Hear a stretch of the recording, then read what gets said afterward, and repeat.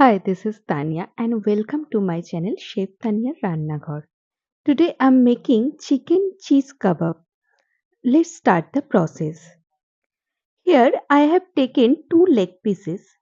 Make some slitted cut on the chicken so that the chicken gets well marinated inside out.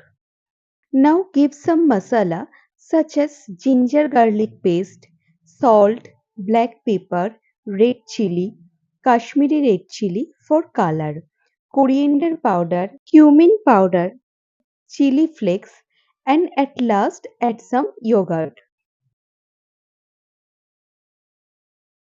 Now mix the masala thoroughly. Make sure the masala gets inside the slitted cut also. After marinating for 2 hours, add butter in a frying pan and add the leg pieces and cover it so that it get cooked by itself. Make sure you unlit and check it time to time so that the leg pieces do not get burned. If you feel the kebab is dry, you can do basting.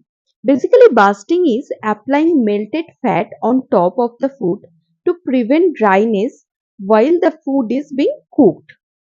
When the chicken is almost done, let's take another kadhai to prepare the white sauce. Now add butter and maida in it. Make sure the quantity of both butter and maida are same. And now mix them well. Refined flour cooked with the same quantity of butter is also called roux.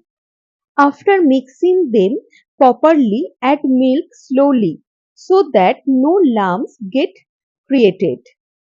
When the milk gets mixed with the maida, add chili flakes, salt and black pepper and mix them well. If you love the video, please do like, comment, share and subscribe.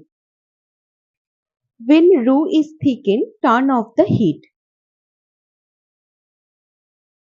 Your kebab is ready. Now pour the white sauce on the kebab.